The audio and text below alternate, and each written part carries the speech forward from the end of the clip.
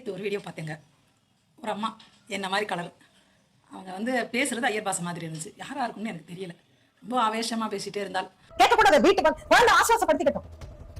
ஏன் சார் போட்டு புரியாத குழந்தைகளை இப்போ நீங்க என்ன பண்ணுறீங்க? நான் பதில் சொல்றேன். புரியக்கூடாது சார். சைக்காலஜி குழந்தைகளை வளர்ப்புங்கிறது வந்து அவள் வந்து சின்மையோட அம்மா அப்படின்ட்டு ஆச்சரியமாக இருந்துச்சு. சின்மையோட தைரியம் வீரம் எல்லாமே இந்த அம்மாவண்ட இருந்து வந்தது தான் அப்படின்னு புரிஞ்சது. இவ்வளோ ஆவேசமாக இந்த அம்மா பேசிகிட்டு இருக்காளே, இவ்வளோ நாள் வா எங்கே போனா அப்படின்னு தோன்றது எனக்கு. இந்த யூடியூப் இதுக்கு வந்தே ரொம்ப காலம் ஆச்சு. நான்லாம் 16 வருஷத்துக்கு முன்னாடி போட்ட வீடியோவை முந்தானத்தை எடுத்தேன். சரி, இதை நம்ம வெளியில சொன்னோம்னாக்க பிரயோஜனம் இல்லை. இது வந்து நான் ஃபாதர் மாதிரி செஞ்சேன், ஐ வாஸ் டூயிங். அது ஃபாதர் மாதிரி செஞ்சாரா இல்லையாங்கிறது ஒரு கம்பளி பூச்சி ஊர்ந்துருக்கு. அதனால தான் நீ வந்து ஒத்த கால்ச்சல் கூட ஓடி வந்தேன்.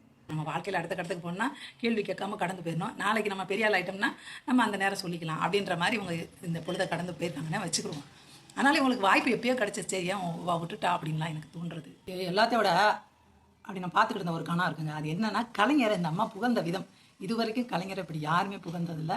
அந்த விசித்திரமான புகழ்ச்சியை பார்த்துட்டு எனக்கு ஒரு பெரிய பிரம்மாண்டமான ஞானஸ்தர்ல அவார்டு வாங்கினா கருணாநிதி சார் கையில இருந்து வாங்கணும், ரெண்டாவது ஜெயலலிதா அம்மா கையில இருந்து வாங்கணும். அவள்லாம் ஆர்டிஸ்ட் ஃபார் எக்ஸல். அல்ல, இவர் வந்து நான் ரொம்ப மதிக்கிற ஒரு பரம்பரையில வர்றது, தேவதாசி குடும்பத்துல வர்ற மாணவர்கள். சாதாரண பிரெயின் கிடையாது. அவர் கண்ணுல இருந்து பொங்குறது வாத்சல்யம்னு சொல்லுவாங்க அந்த வார்த்தையை. சின்மையை கல்யாணம் போட்டோன்னா சின்மை வீட்டுக்காரு அந்த அம்மா வைரமுத்து 3 பேர் தான் காட்டுவாங்க. இதில் 4வது ஒரு ஆளை காட்டவும் எனக்கு டவுட் ஆயிடுச்சு. வைரமுத்து அவர்கள் மனைவியாக இருக்குமோ அப்படின்னு தேடி அந்த போட்டோலாம் எடுத்து வச்சு பார்த்தா கொஞ்சம் ஒரே மாதிரி இருக்கிற மாதிரி லைட்டாக தெரியுது தவிர, ஆனால் அந்த காலகட்டத்தில் அவங்க முகம் வேறு மாதிரி இருந்திருக்க வாய்ப்பு இருக்குன்னு தோணுச்சு எனக்கு.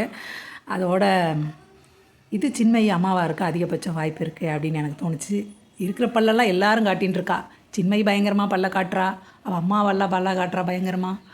எப்படி ஒரு மனுஷன் தன் புள்ள கையை பிடிச்சி எடுத்தா இவள் இப்படி பல்ல காட்டிட்டு நிற்பா அப்படின்னு எனக்கு ரொம்ப ஆச்சரியமாக இருக்கிறது. சரி, அந்த ஆச்சரியத்தை உங்களோட பகிர்ந்துக்கலாம்னு நினச்சிட்டேன். காவிரி மேலாண்மை வாரியம், நீட் தேர்வு, மேகதாது அணை விவகாரம், ஸ்டெர்லைட் ஆலை விவகாரம், மீத்தேன், ஹைட்ரோ கார்பன் விவகாரம், 8 வழிச்சாலை, ஒக்கி புயல் பாதிப்பு, கஜா புயல் பாதிப்பு, இப்படி எந்த பாதிப்புலேயும் சென்ட்ரல் கவர்மெண்ட் வந்து தமிழக மக்களுக்கு வந்து நல்லது பண்ணலை. அப்புறம் எரிபொருள் விலையேற்றம், ஜிஎஸ்டி பிரச்சனை, இதெல்லாம் சேர்ந்து சென்ட்ரல் கவர்மெண்ட் மேலே, அதாவது பாஜக மேலே தமிழ்நாட்டு மக்களுக்கு ரொம்ப பெரிய வெறுப்பும் அதிருப்தியும் இருந்துச்சு அந்த நேரம். அதனால் அவங்க தேர்ந்தெடுத்தது வைரமுத்து. பணத்தை திசை திருப்பிட்டால் போதும்ல, அதுவும் சர்ச்சை வேணும். யாரை பற்றி செய்யலாம்? திமுகவுக்கு எதிராக தான் பண்ணணும். அப்போ யார் கிடச்சா? வைரமுத்து கிடச்சார். வைரமுத்துவை டேமேஜ் பண்ணால் திமுகவை டேமேஜ் பண்ண மாதிரி போடுறாங்க திட்டம். தெரியாதனமாக வைரமுத்து அவர்கள் ஏதோ ஒன்று சொல்கிறார் ஆண்டாளை பற்றி. ஜனவரி மாதம் 2018 அதை பிடிச்சி உழுக்கிறாங்க. அது நீர்த்து போகுது. அதுக்கப்புறம் சின்மை வந்து பாலியல் புகார் வைக்கிறாங்க 2018 தான். அதுதான் தீ பிடிச்சி இப்போ வரையும் எரியுது. 50 வருஷத்துக்கு முன்னாடி செத்து போன பெரியாரே இன்னும் முடிச்சு தொங்கிட்டு இருக்காங்களே, அப்போ இவங்க லட்சணம் தெரிய வேணாமா?